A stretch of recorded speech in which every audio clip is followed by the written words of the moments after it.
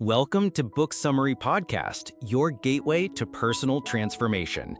Each episode delivers big ideas from the world's most impactful books on mindset, productivity, and success, all in just a few minutes. Ready to turn knowledge into action? Let's get started. Imagine a figure so impactful, so controversial, that their very name, well, it becomes shorthand for immense wealth, for industrial might. Absolutely. A giant of history. Yet this same person declared that competition is a sin. Think about that. And he believed the poorest man was one who had, quote, nothing but money. Incredible statements, really, when you consider the source. We're talking, of course, about John D. Rockefeller, a man whose ideas, they didn't just shape an era, they still echo today in some pretty surprising ways. They certainly do. Welcome to the Deep Dive. Today we're taking a unique journey right into the mind of John D. Rockefeller. We've got some fascinating material, primarily his own words from the book John D. Rockefeller on Making Money. Right, but also personal correspondence, letters between him and his children, letters to him from people asking for help. It gives such a rounded picture. It really does. So our mission here is to unpack his, often surprising philosophies. Business, money, sure, but also happiness, philanthropy. And really explore the man behind the Titan image. So get ready for maybe a shortcut to understanding the core principles that drove one of history's most powerful industrialists. You'll probably find some unexpected nuances in how he thought. Yeah. Real insights into his personal values. And how his private life kind of mirrored his public doctrines. This isn't just history class stuff. No, it's a really profound look at ambition, responsibility, purpose, themes that honestly transcend time. Okay, let's dive right in and maybe start by challenging some deeply held beliefs.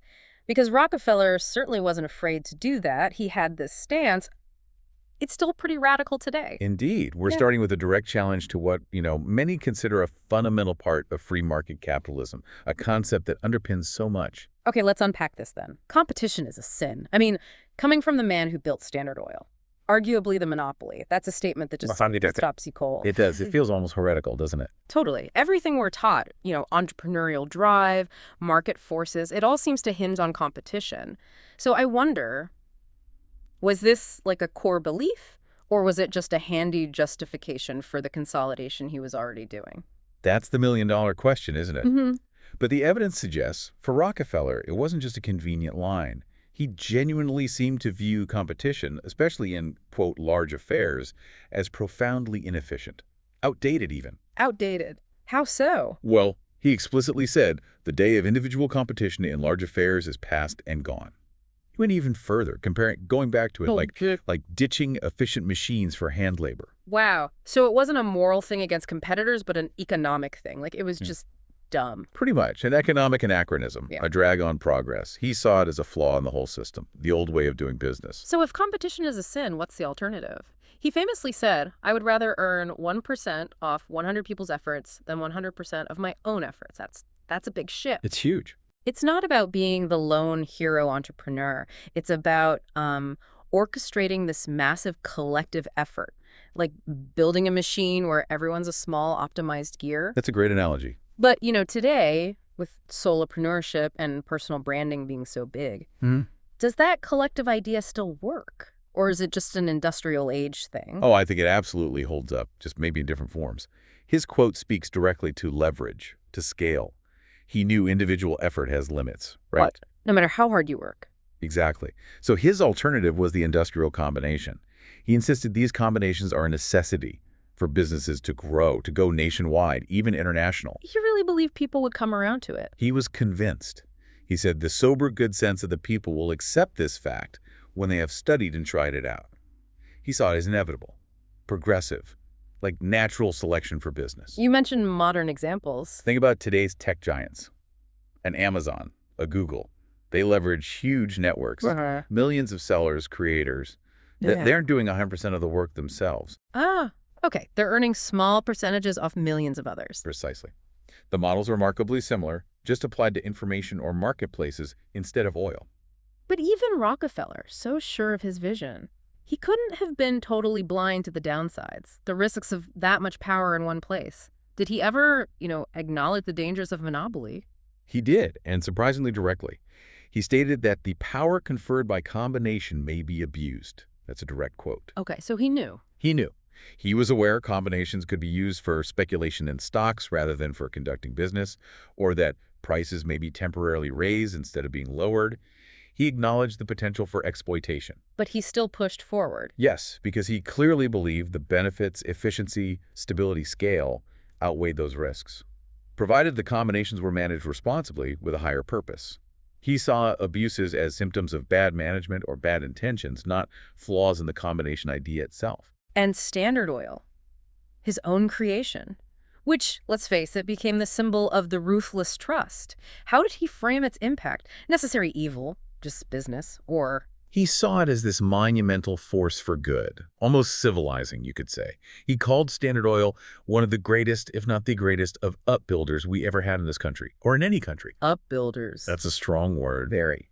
He genuinely believed its operations benefited towns and cities the world over, providing stable, affordable kerosene, lighting homes, fueling industry, extending the workday. He looked back on it with deep satisfaction. He saw it as a contribution to progress, plain and simple. Which leads us to maybe his most controversial analogy, the one that really hammers home his view on success and maybe its costs, the American Beauty rose. Ah, yes. That one always causes a stir. He said it achieves splendor and fragrance only by sacrificing the early buds which grow up around it, and then frames this not as an evil tendency in business, but merely the working out of a law of nature and a law of God. That's, well, it's chilling, but also revealing. It absolutely is. And this is where his philosophy gets really, really interesting. He takes what looked like ruthless monopoly crushing smaller players and reframes it. It becomes this grand, almost spiritual mission. So the rose analogy isn't just about efficiency. No, it's deeper. It's a belief that complexity, fragmentation, duplication, they hinder real progress. For him, getting rid of smaller, less efficient competitors wasn't just ruthless. It was necessary. A step towards a more beautiful, more efficient industrial landscape. Survival of the fittest, basically. Exactly, playing out in the economy. And it makes you wonder, are today's megacore, the ones streamlining industries, disrupting markets, are they echoing this, believing they're snipping off early buds for a grander bloom, even if it costs countless smaller businesses? It's a sobering thought. So for Rockefeller, the old kind of individualism was just over, at least for big industry. Effectively, yes. He stated flatly, the day of combination is here to stay. Individualism has gone, never to return. He even saw it as holding things back. He did. He argued a big obstacle to American progress and happiness was the willingness of so many men to invest their time and money in multiplying competitive industries instead of opening up new fields. So don't just fight over the existing pie, go bake a new one. Essentially, he wanted capital and energy directed towards truly new areas, new needs, not just battling over established markets. It really runs counter to our romantic image of the lone inventor, the startup founder. It does, but it also speaks to a forward-looking vision, doesn't it? Even within his anti-competition stance. That's a key point. He wasn't just about dominating existing markets. He wanted to enable entirely new developments, which needed that consolidated capital, that coordinated effort. He saw the current landscape as wasteful, saturated. He wanted to channel that energy somewhere new. Precisely. For him, new fields might not even be new products, but new ways to organize, distribute, cut costs for everyone globally. Okay, that transitions nicely into his ideas about cultivating a, quote, nation of workers and strategic growth. He had another quote that really makes you pause today. I don't want a nation of thinkers. I want a nation of workers. Another controversial one. Right. In a world that increasingly values critical thinking, creativity, innovation, he wanted workers. What was behind that? Was he just dismissing intellect? Or was it something else? I think it was something else. If you connect it back to his big industrial ambition, it highlights his intense focus on execution, on practical application, over just abstract ideas. So not anti-intelligence, but pro-doing. Exactly. He needed people to do the work, to implement his vision efficiently, consistently, on a massive scale. He actually defined good management as showing average people how to do the work of superior people. Ah, okay. So it's about optimizing efficiency, empowering the average worker to perform better. Precisely. Not stifling intelligence, but channeling it into productivity. He wanted a workforce that could execute complex systems, not necessarily one that constantly questioned the systems themselves, a kind of disciplined, practical intelligence. And his own vision for oil was just vast, wasn't it? Immense. He saw the vast possibilities. He said he stood at the center of it and brought our knowledge and imagination and business experience to bear in a dozen 20, 30 directions. And he boasted, there was no branch of the business in which we did not make money. Which is incredible, given the complexity. It really shows his comprehensive, almost obsessive focus on efficiency. Everywhere. The whole supply chain. It wasn't just refining. Oh, no. He owned the pipelines, the tank cars, the distribution, the sales, even the barrels. Every piece was optimized. But then he also gave advice that sounds contradictory. Strike out on new paths rather than travel the worn paths of accepted success. How does that fit with combination? Good question. I don't think he meant lone startups competing against his system. It was likely about innovation within the combination, finding new ways to operate, new uses for oil, new markets, internal entrepreneurialism rather than just copying existing small businesses. Okay, so innovate within the collective. Don't just be a lone wolf outside it. And prudence was huge for him, too. I never go into an enterprise unless I feel sure it is coming out all right. Absolutely. He stressed studying capital requirements, being fortified to cover possible setbacks, because, as he said, you can absolutely count on meeting setbacks. That foresight was key. But how did that caution square with pioneering new fields, achieving such huge scale? It's a fascinating balance. He wasn't reckless. His pioneering wasn't blind faith. It was deep understanding, risk mitigation, then execution with total conviction. Calculated risks. Exactly. Gather data, calculate odds, then commit fully. That let him move into new fields methodically, not speculatively. Yeah. It's the difference between drilling randomly for oil and building a system to ensure every drop found gets processed and delivered efficiently. Makes sense. And while he focused on capital, plants, the material stuff, he knew the real power was people. Definitely. He said business is made up of the character of the men behind these things, their personalities and their abilities. And he actively sought out talent. He tried to make friends with able men, convince them it would be better for both to cooperate. He was candid about it too. I admit, I tried to attract only the able men, and I have always had as little as possible to do with dull businessmen. Direct, at least. Very. And he knew getting strong, forceful men to agree to combine their efforts was tough.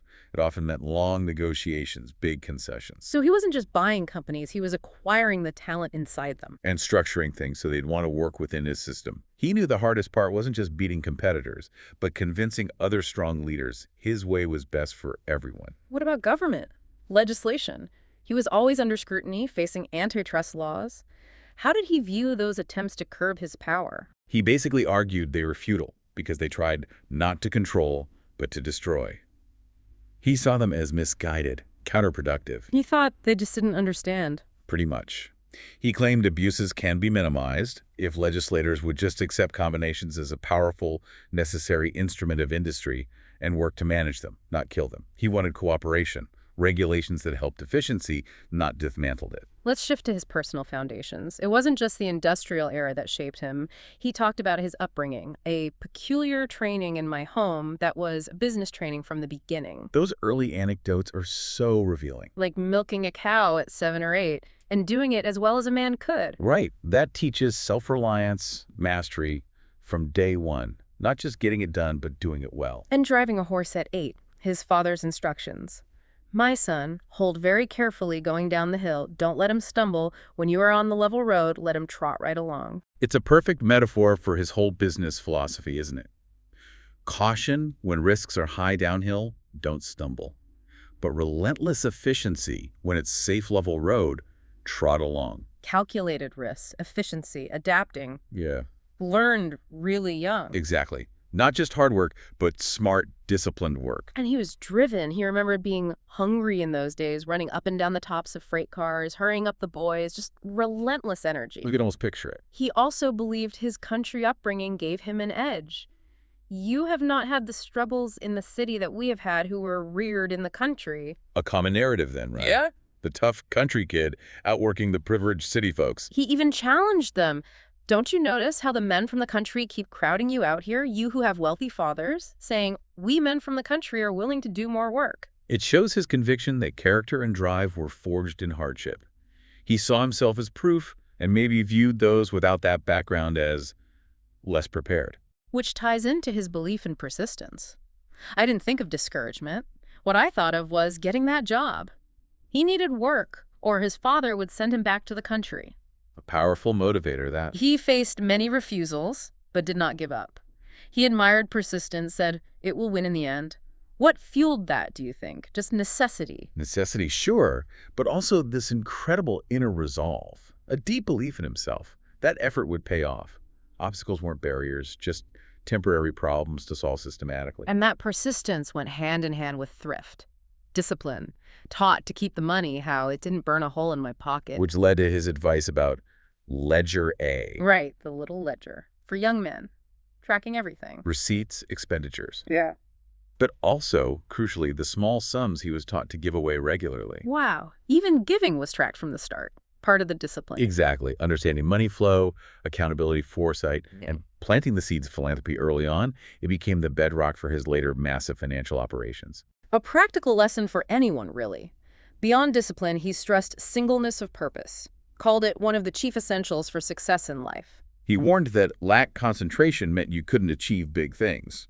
His advice: make everything count. What did make everything count look like in practice for him?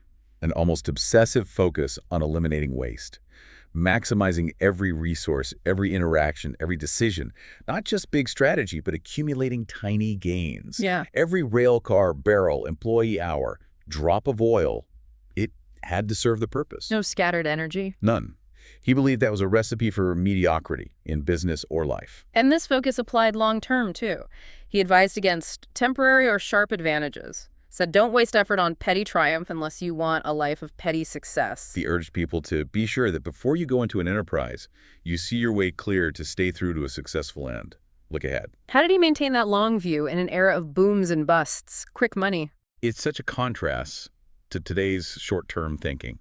He led by example, showing unwavering commitment. He found partners who shared that patience. He built things to last. He knew real wealth wasn't overnight. It was built brick by brick over years, by always looking beyond the immediate profit to the sustainable success, playing the long game. He also spoke about the dignity of labor, whether with head or hand, believed the world owes no man a living, but that it owes every man an opportunity to make a living. A very clear stance. And that a laborer is worthy of his hire, no less, but no more.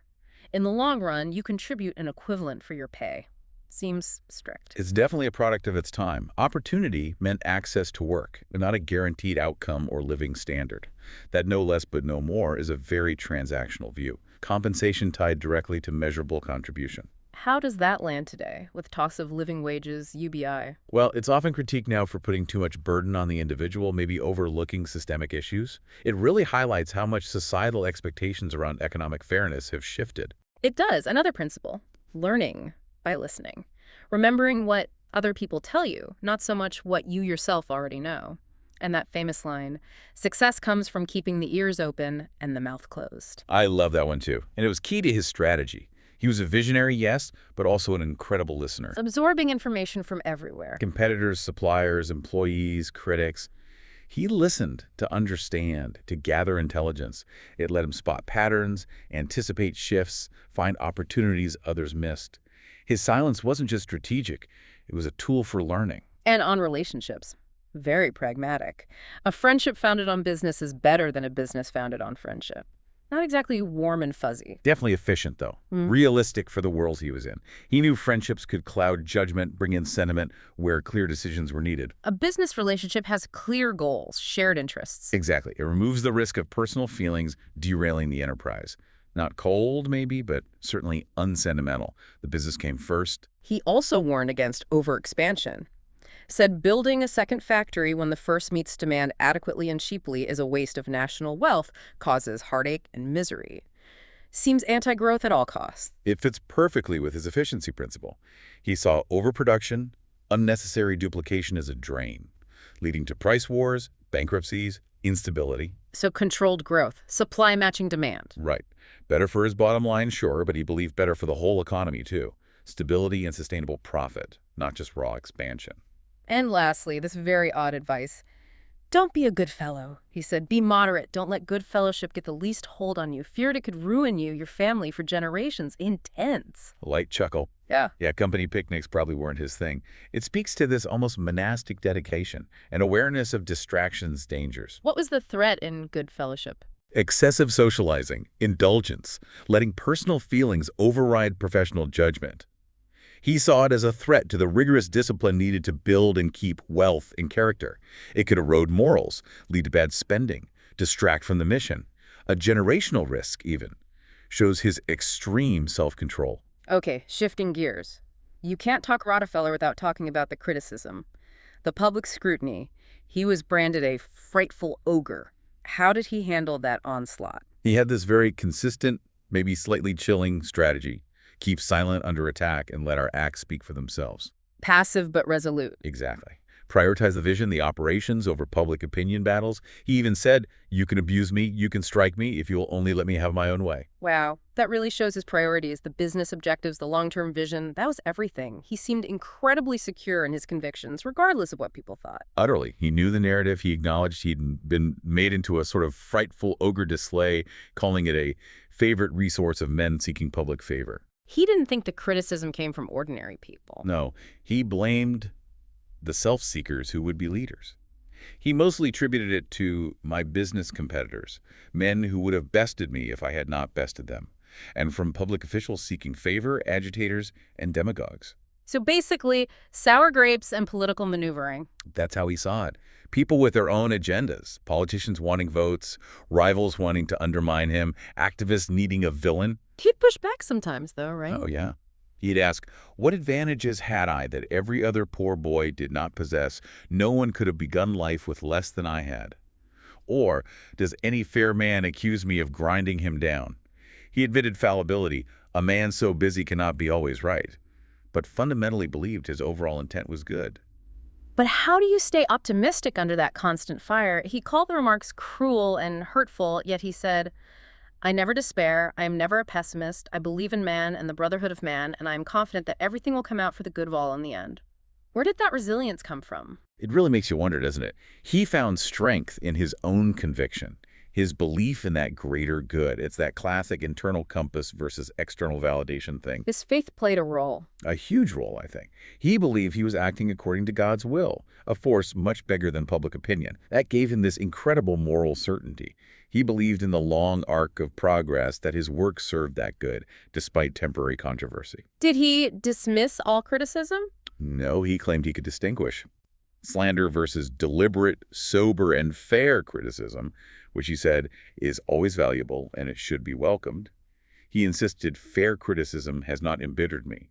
He believed he could filter out the noise. That's quite a mindset, almost Zen-like detachment from judgment for someone who was, arguably one of the most hated men in America then, believing so strongly in your own rightness. Precisely. For a man that focused, external noise that didn't help his goals was just irrelevant.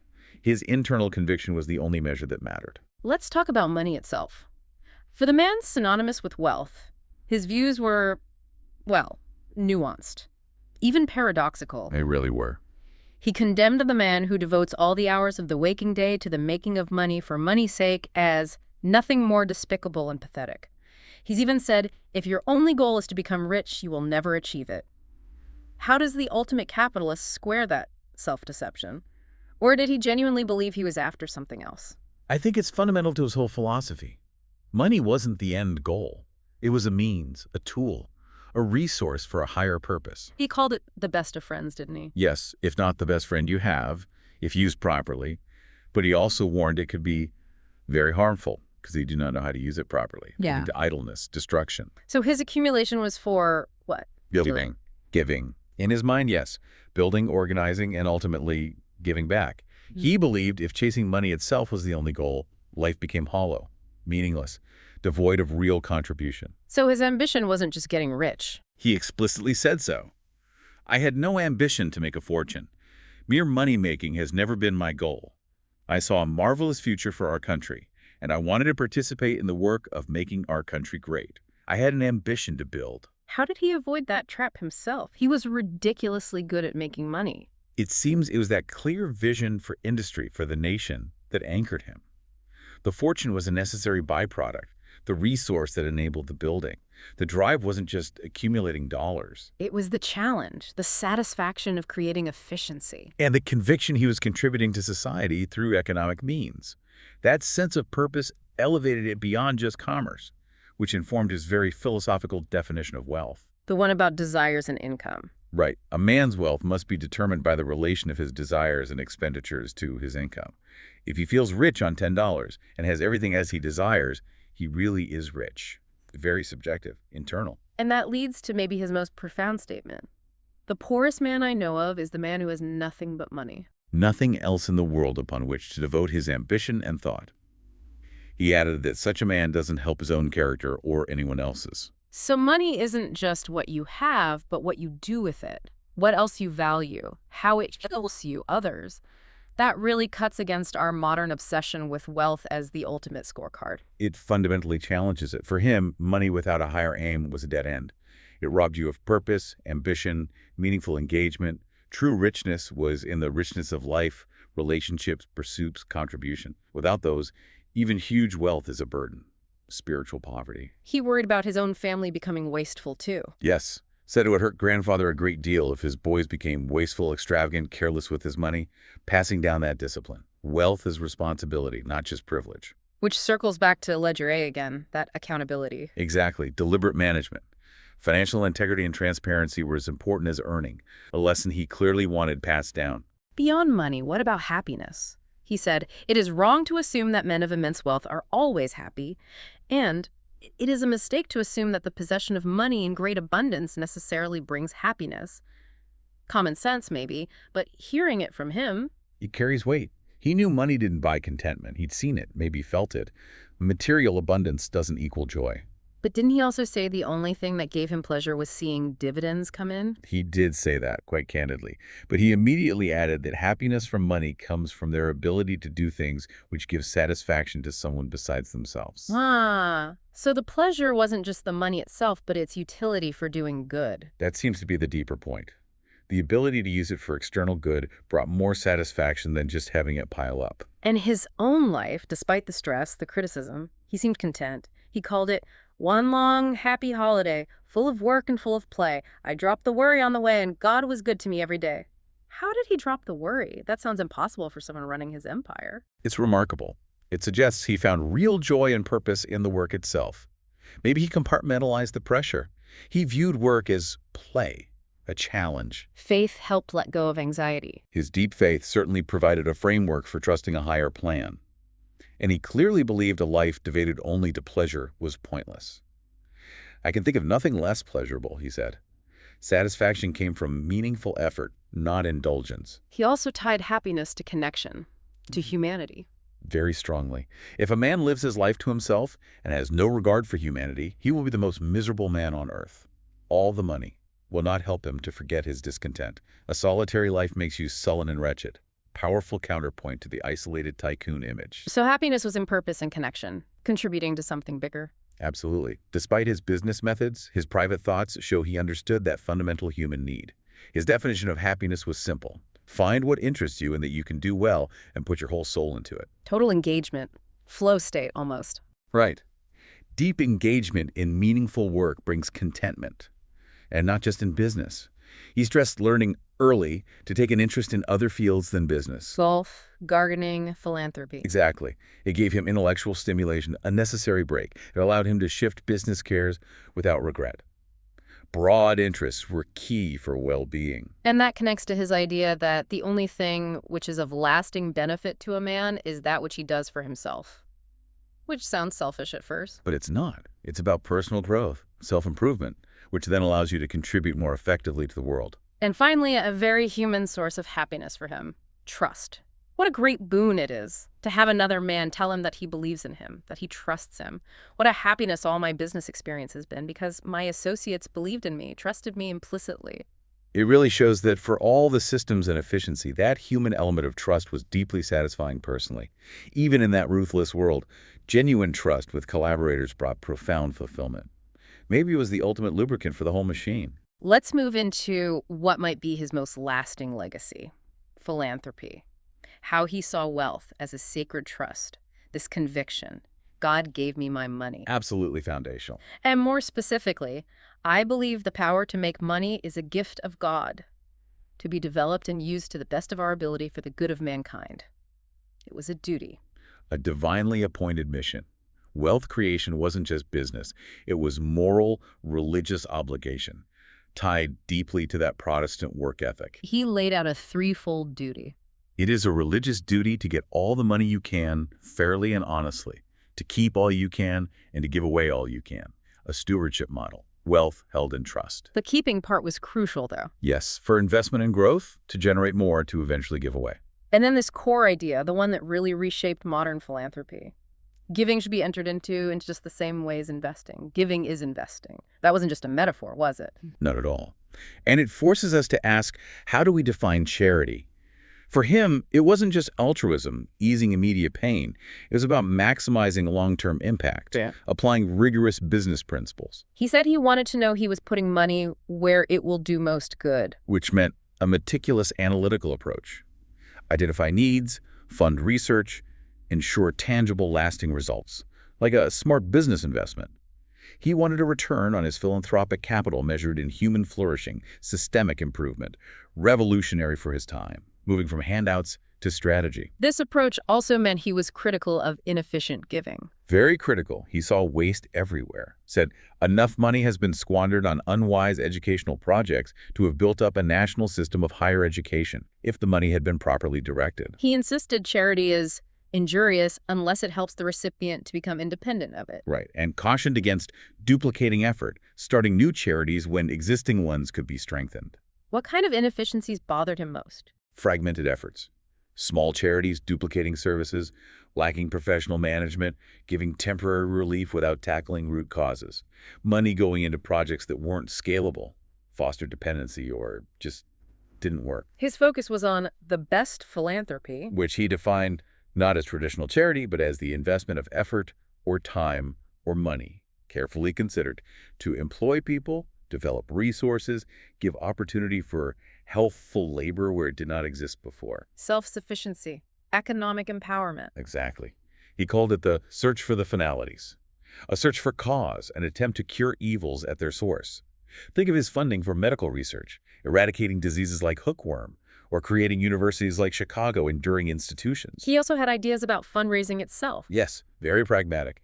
He thought it was inefficient for the great souls doing the actual work to be slaving to raise the money. That should be a businessman's job. That should be a businessman's task. And he should be supreme in managing the machinery of the expenses. It's basically a blueprint for modern foundations. Separate the visionaries from the financial managers.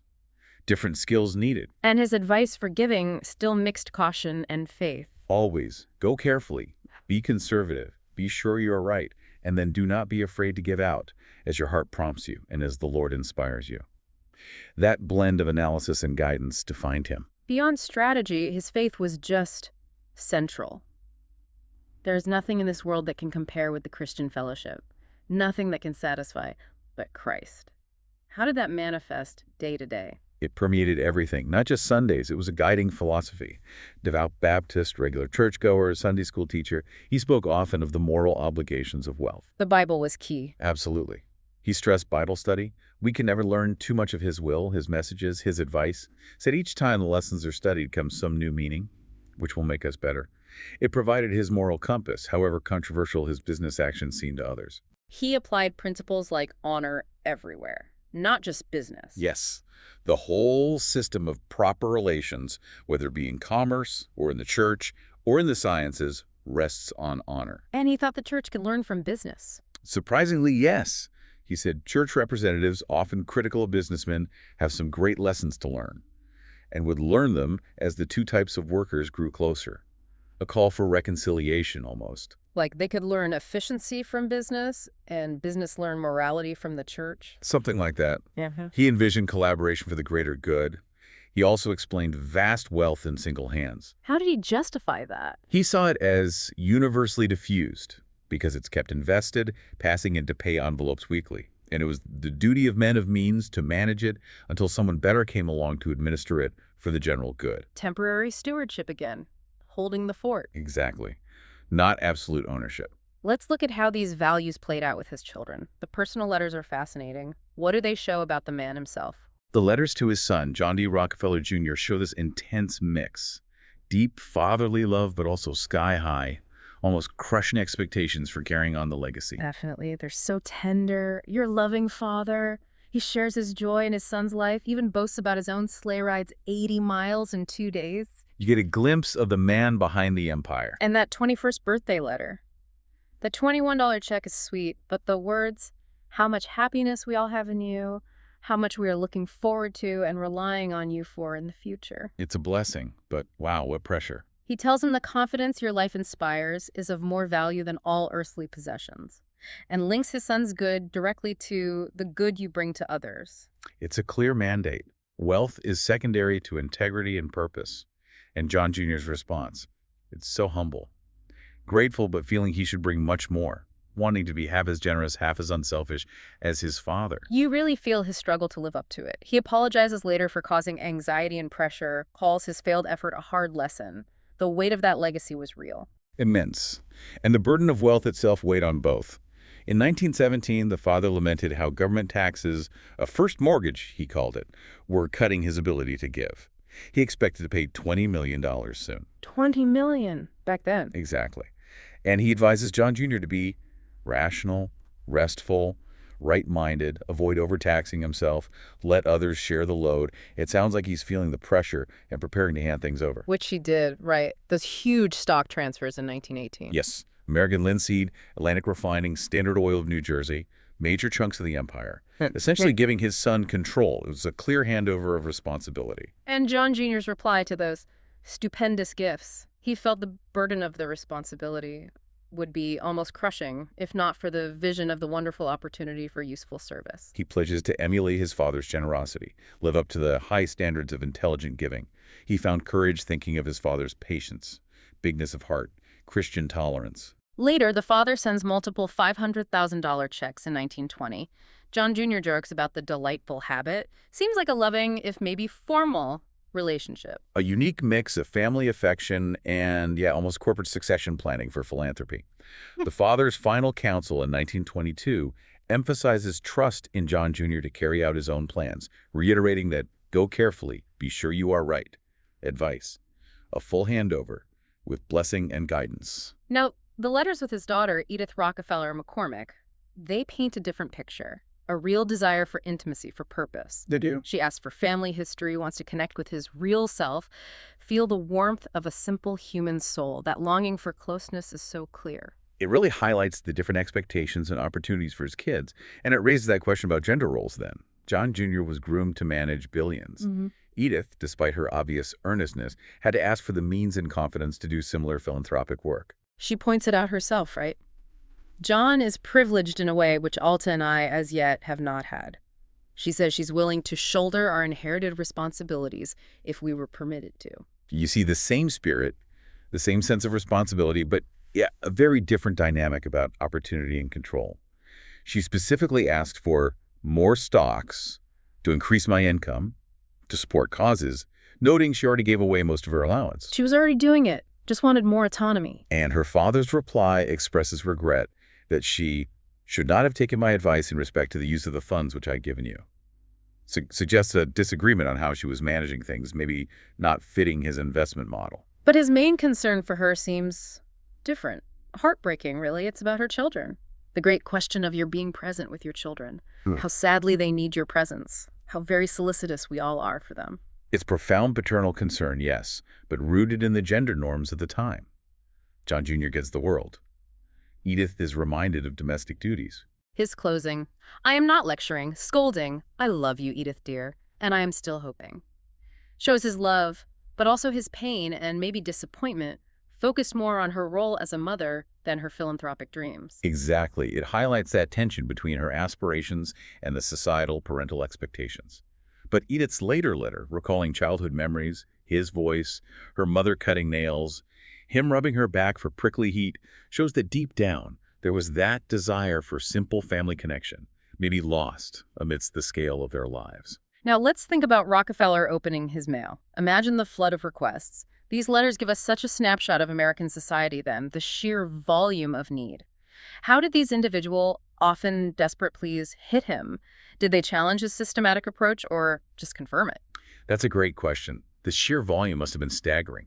While they probably reinforced his belief that handouts were drops in the ocean, that only large-scale investment worked. Yeah. You have to imagine the human weight of reading those daily. The expectation must have been immense. It probably fueled his drive for effective giving even more, pushing him to figure out how to do the most good, not abandon the mission. It confirmed that a systematic approach wasn't just efficient, it was necessary for problems this big. Let's look at a few. John R. Campbell, the poor Andersonville boy, a Civil War vet, health broken from prison, wanted to open a small grocery, quoted scripture, "Ask and ye shall receive," a direct appeal to faith. Captures the post-war struggle, the lack of safety nets. He's not asking for a handout, but a chance to rebuild through work, appealing to Rockefeller's known faith. Very personal. Then Claire F. Burnett from a Baptist church in Long Island City needs $2,500 for repairs, buildings falling apart. And she points out the large company, which has made so much of its money right in this place. A pointed local appeal. Shows the community looking to the wealthy industrialist in their backyard. An institutional plea, but for immediate practical needs, subtly linking his wealth to local impact. More personal ones. Mrs. M. Camp, a lone woman keeping boarders, facing mortgage foreclosure on her furniture. Asking for a $300 loan, offering the furniture as security. The quiet desperation there. It's vivid, a micro-level hardship. And it's a loan request, not charity, showing that attempt at self-reliance even when things are dire. Even a possible relative, Mrs. Helen E. Bush, needs $2,000 for debt and her son's education, hopes to make him a man of influence.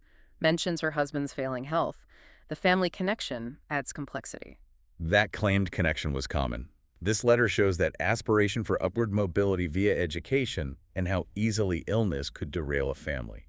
The dream for the son is palpable. Institutions, too. Mrs. R.C. Burleson for Baylor University in Texas. Growing fast, needs a new dining hall study hall. Wants to see it built in our day. Shows the boom in higher education, the constant need for infrastructure. It aligns with his interest in education, but it's still an individual appeal, not part of his grand plan.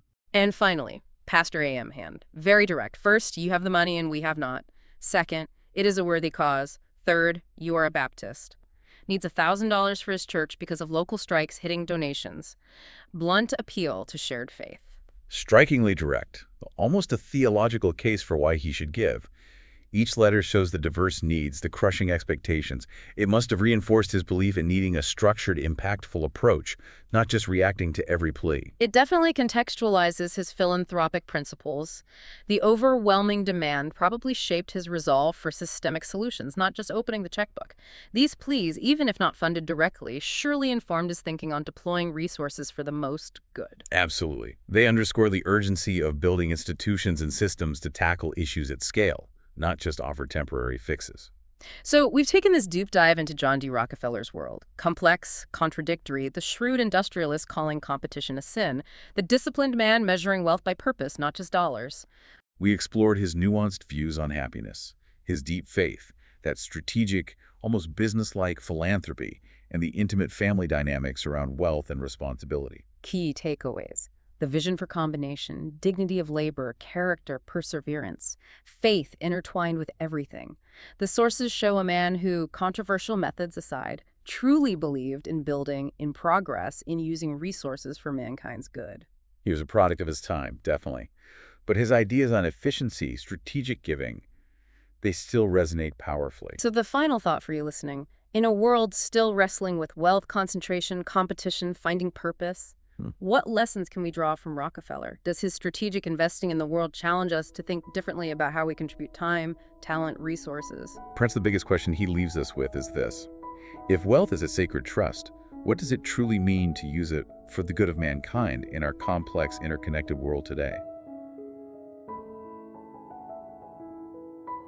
Thanks for tuning in to the Book Summary Podcast. If you found value in today's episode, hit that like button. Subscribe for more summaries, and share it with someone who's ready to grow. Want deeper insights, exclusive book notes, and reading tips? Join our free newsletter. The link's in the description. And don't forget, if you'd like to read the full book, our affiliate link is right below. It helps support the channel and keeps the summaries coming. Until next time, keep reading, keep growing.